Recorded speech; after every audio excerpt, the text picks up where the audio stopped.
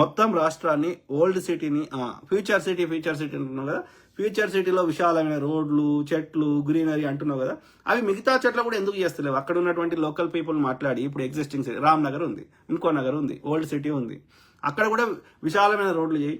అక్కడ కూడా ఒక కొన్ని ఒక పార్కులు ఏర్పాటు చేసి, లేకపోతే నేచర్ సెంటర్ ఏర్పాటు చేసి అక్కడ చెట్లు పెంచు. అక్కడ కూడా ప్రతి యొక్క సిటీలో ఒక ఒక ఇండోరు మాల్ పెట్టు. సో అక్కడ ప్రజల సహకారం తీసుకో, వాళ్ళ యొక్క సహకారం తీసుకొని వాళ్ళ అనుమతితోటి సిటీని ఇట్లా మనం రూపాంతరం చేద్దాం, ఒక కొత్త సిటీగా తయారు చేద్దాం. సో ఈ స్లమ్స్ గిమ్స్ లేకుండా చేద్దాం. ఇక్కడ ఒక ప్లేస్ని కుల్లా చేసి పెద్ద పెద్ద ఆకాశ ఆర్మాలు కడదాం. అందులో కట్టినాక మీకే అపార్ట్మెంట్ ఇస్తాం. వాళ్ళ సహకారం తీసుకొని మెల్లమెల్లగా అభివృద్ధి చేయొచ్చు. చైనా ఒక్క రోజులో కాలే కదా, వాళ్ళు కూడా ఒక ప్రణాళికబద్ధంగా చేస్తేనే అయింది కదా. సో కాబట్టి ఉన్న సిటీని కూడా మార్చవచ్చు కదా. ఓన్లీ ఎక్కడనో కొత్త ఆడెవరో భూములు కొనుక్కొని అక్కడ అభివృద్ధి చేసుకొని మీ భూముల రేట్లు పెంచుకుంటామంటే ఓకే, చేస్తే చేసుకోగాని, బట్ ఉన్న సిటీని కూడా మార్చాల్సిన అవసరం ఉంది కదా. ఉన్న సిటీలను కూడా అడ్వాన్స్ చేయాల్సిన అవసరం ఉంది కదా. ఏం కావాలి ఒక సిటీకి? ఏం కావాలి? బేసిక్ ఇన్ఫ్రాస్ట్రక్చర్ కావాలి. అన్నిటికంటే బిగ్గెస్ట్ విశాలమైన రోడ్లు, క్లీన్గా గ్రీన్గా ఉండేటువంటి మంచి విశాలమైన రోడ్లు, పార్కులు, ఇండోర్ మాల్లు ఇట్లాంటివి ఏర్పాటు చేయాలి. ఉన్నదాన్ని కూడా చేసుకోవచ్చు. అక్కడ ప్రజల సహకారం తీసుకుంటే తప్పకుండా ఇప్పుడు ఇట్లా మార్చినాక మీరు ఏదైతే భూమి పోతుందో దానికి తగ్గట్టుగా మార్కెట్ రేట్ కట్టిస్తాము, లేదంటే ఈ కట్టిన దానిలో మీకు అపార్ట్మెంట్ ఇస్తాం. వాళ్ళ సహకారం తీసుకొని మెల్లమెల్లగా ఒక్కొక్క ప్రాంతాన్ని మార్చుకుంటూ రావచ్చు. But where is your plan? You don't have any plan. No. పర్యాటక రంగ అభివృద్ధికి చారిత్రక ప్రదేశాల పునర్వైభవానికి తీసుకున్న చర్యలు చెప్పండి మిత్రులారా. ఇప్పుడు వరంగల్ ఉంది, వెరీ హిస్టారికల్ సిటీ. వరంగల్లో కాకతీయులు ఎన్నో ఏళ్ళు పరిపాలించారు. ఇప్పటికీ ఆ యొక్క అనేక కట్టడాలు ఉన్నాయి. ఓకే, అటు పోతే ములుగు, రామప్ప, ఇటు పోతేనేమో వితిన్ ద యొక్క కోటలు అనేకం ఉన్నాయి. దానికి ఒక చరిత్ర ఉన్నది. సో వాటిని ఆ చారిత్రకం తగ్గట్టుగా ఏవైతే కొన్ని అక్కడక్కడ విరిగిపోయినాయో, పగిలిపోయినాయో వాటిని ఆ ఓల్డ్ స్టైల్లో మళ్ళీ ఏమన్నా అవసరమైతే తమిళనాడులో మంచి శిల్ప కళాకారులు ఉన్నారు, వాటిని పునరుద్ధరించి అక్కడ ఆ కల్చర్కి సంబంధించిన జనాల జీవన విధానం ఎట్లుండేనో అట్లాంటి ఏమైనా షోలు ఏర్పాటు చేసి, వీడియోలు ఏర్పాటు చేసి, ఆ స్థలం యొక్క పురాణం గురించి చెప్పేటువంటి ఏర్పాటు చేసి, ఆ ఇప్పుడు అందులోకి సంబంధించినటువంటి ట్రావెలింగ్ కావాల్సినటువంటి ఏర్పాట్లు చేసి, ఒక ట్రైన్ సిస్టమ్ ఈ చారిత్రక ప్రదేశాలను అన్ని కలిపే విధంగా ప్రతి జిల్లాలో ఇక్కడ ఏమేమి ఉన్నాయో ప్రతి జిల్లాలో వాటిని అన్ని కలిపే విధంగా ఒక ట్రైన్ సిస్టమ్ ఏర్పాటు చేస్తే, ఒక బస్సు యాత్ర ఏర్పాటు చేస్తే అవి ఎంత పర్యాటకంగా ఎన్ని డబ్బులు వస్తాయి మన దేశం, విదేశీయుల నుంచి కానీ మన దేశం. ఇవాళ ఆయన కట్టిండు ప్రియురాల కోసం అని తాజ్మహల్ అంటారు, కానీ ఇప్పటి వరకు తాజ్మహల్ పేరు మీద ఎంత విదేశీ పర్యాటక డబ్బులు వచ్చి ఉంటాయి విత్ ఇన్ ద కంట్రీలో కానీ వేరే దేశాల నుంచి కానీ తాజ్మహల్ పేరు మీద ఎన్ని డబ్బులు వచ్చి ఉంటాయి, ఎన్ని లక్షల కోట్లు వేల కోట్లు వచ్చి ఉంటాయి ఇప్పటి వరకు.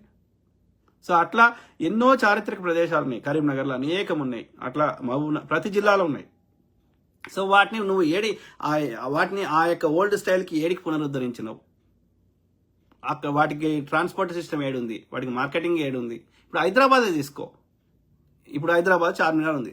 చార్మినార్కి పరిసర ప్రాంతాల్లో ఎన్నో ఉన్నాయి, నిజాం గారు కట్టినాయి.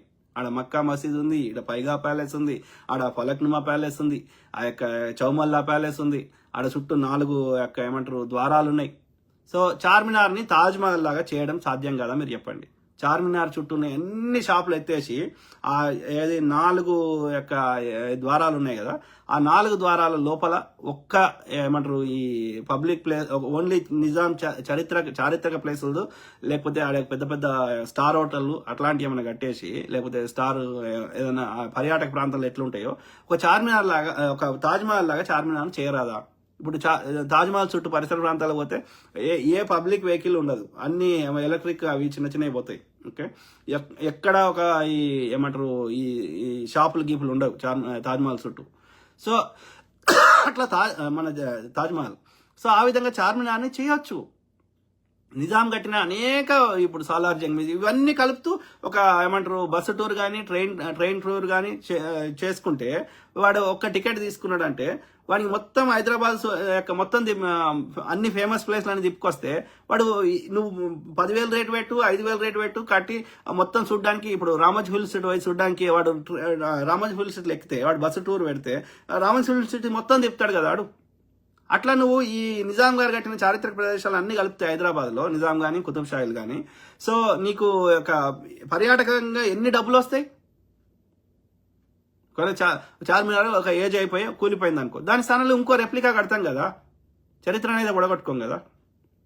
సో కాబట్టి అట్లా చారిత్రక ప్రదేశాలని నువ్వు అభివృద్ధి చేసి పర్యాటక రంగం ద్వారానే నువ్వు లక్షల కోట్లు వేల కోట్లు సంపాదించుకునే శక్తి ఉంది. ప్రతి జిల్లాలో ఉన్నాయి. బుద్ధునికి సంబంధించినవి ఆడ నేలకొండ పల్లెలు ఉన్నాయి, ఖమ్మంలో శాతవాహనుల కాలం ఉన్నాయి. వాటిని ఏంది కొంచెం వాటిని ఆ చరిత్రని ఎక్స్ప్లెయిన్ చేస్తూ వాటిని కొంచెం పునరుద్ధరించాలి, వాటి గొప్పతనాన్ని వర్ణించాలి.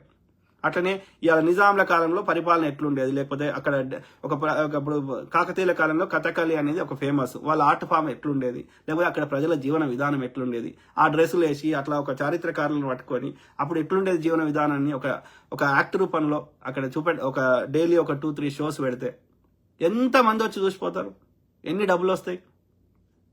నీ ఇంటెన్షన్ ఏది? నీకు ఒక్కొక్క శాఖకు ఒక మంత్రి ఏడి? 3-4 శాఖలు ఒకటే మీ దగ్గర ఎందుకు సీనియర్ మంత్రులు ఎందుకు పెట్టుకుంటారు? దుద్దుల శ్రీధర్ బాబు, కొండ సురేఖమ్మ, ధనసరి అనసూయ, లేకపోతే అనుముల రేవంత్ రెడ్డి, లేకపోతే బట్టి విక్రమార్క, వీళ్ళ దగ్గర అన్ని 4 శాఖలు ఎందుకు ఉంటాయి?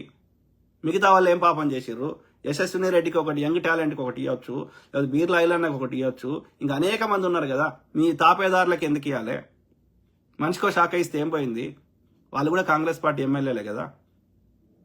ఒక్కొక్క శాఖకు ఉంటే మోర్ ఎఫిషియెంట్ సిస్టమ్స్ పనిచేస్తాయి కదా.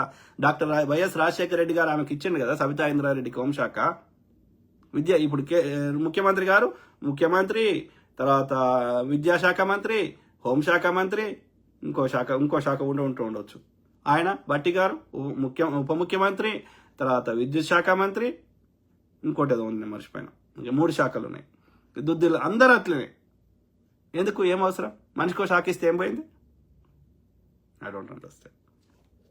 సో పర్యాటక శాఖలో ఎన్నో డబ్బులు సంపాదించుకునే శక్తి ఉంది, కానీ ఒక్క చర్య లేదు, 0. అన్ని జిల్లాలకు రైలు ప్రయాణ వసతులు, ట్రైన్ సిస్టమ్ అనేది చాలా ఇంప్రూవ్ చేయాలి. ఏం లేదు. వాడు ఒక్క ఫేజ్ కట్టడానికి 15,000 కోట్లు మింగిండాడు.